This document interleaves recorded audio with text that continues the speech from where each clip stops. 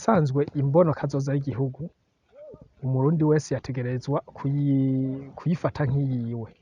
Murambajije ati none mu muryango kugira ngo uzoshike ku mbono kazoza y'igihugu vyogenda gute mu muryango wawe? Jewe hari ibintu bibiri noshaka nkasangiza n'abandi. Ica mbere nuko twofata kuri iyo mbono kazoza w'ibihumbi 2040 igihugu kizoba cifashe, 2056 igihugu kizoba giteye imbere, nuko nanje mfata uwo mugambi w'imbono kazoza y'igihugu nkawugira uwiwanje mu rugo iwanje. Avuga ati mu 2040 urugo rwanje ruzoba rwifashe. Rwifashe gute? Nobishikako gute? Ubwa mbere nuko manza kuraba imigambi nzoba mfise ico gihe nzoba meze gute, kugira nzobe nifashe nzoba meze gute. Ni imigambi mvuga ati gushika mu 2040 nzoba mfise, nzoba naranguye. Iyo nayo ndayishira ku rutonde kuko umugambi wose utegeza kuja ku rutonde n'amahera uzotwara. Hanyuma ndafata kandi n'ibintu bikinkenerwa abana bakenera mu buzima, umuryango, abavyeyi bose bakenera nkabishira ku rutonde. Ivyo ndabishize ku rutonde rero ni ngombwa yuko umunwa ugira ico ufunguye. Hanyuma na rero ico vyumva yuko ari bwa butunzi bw'umuryango ntegerezwa kuba menya uko ndabukoresha, uko nako nca ngerageza inyuma yo gufungurira abana kugira nte ivyo vyose ni novuga ati n'ubutunzi mugabo nca mfata rero ayo mahera nkazogira amahera make canye akwiye kugira ngo nzoze ndagura ikintu kiri ku rutonde, kitari ku rutonde ntaco ngura. Ndashobora kugenda nkabona ati amahera ninziza ategerezwa kuja hejuru y'amahera jewe nsohora. Ivyo bita les dépenses et les recettes. Rero muri ico gihe rero ayo mahera baye kuba dépenses ari menshi niyo yayandi acavamwo umusesekara niwo nca nkoresha muri ya migambi nagenda ngira.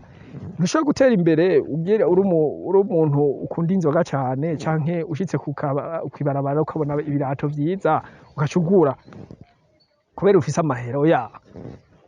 Umanza kuraba ati mbega ca kintu cari ku rutonde kwiki ndakibonye kirakenewe, ego kirakenewe, none cari ku rutonde ntikiri ku rutonde. Ico cumanza ukareka kugira ngo uzoshike kuri iyo mbono kazoza y'igihugu kandi imbono kazoza y'imiryango. Rero nakamo rero nshoboye gutera abantu bariko baranyumviriza, abandi bose bashobora kuvuga ati urabona ko hejuru baguma bavuga ati, mvuze hejuru ati abatware bacu baguma bavuga ati yamara igihugu cifashe, yamara ukamenga n'umuziki mugabo harya si umuziki. Twese dutegereza kubifata mu minwe, twese dutegereza gufata kari ivyacu hanyuma dushike kuri iyo mbono kazoza mu gukoresha ubwo buhinga ndababwiye. Nimba bavuze ati mu myaka 5 nzoba nguze parcelle canke nzoba nguze itongo ndimamwo, nzoba ndumurimyi, agira ucuti wiyumvira ati nzota ndabishika gute.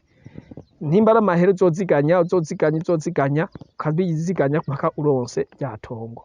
Nimba ari inzu uzoba uri kurubaka kugira ati tuzoba tuva ahantu hiwacu, ucumenya ati nzogura amaferabeto azotwara ibi, ukuronse amahera ni kugenda urabigura ushira ahantu hanyuma gushika naho uzogera kuri iyo mbono kazoza y'igihugu nawe ufise ikintu wirata canke aho ugeze.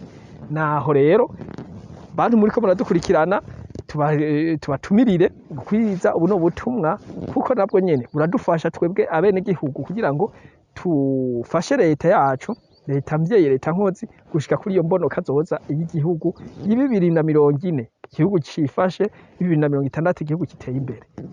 Radio television RTBB ni ryiza ry'Uburundi bwiza.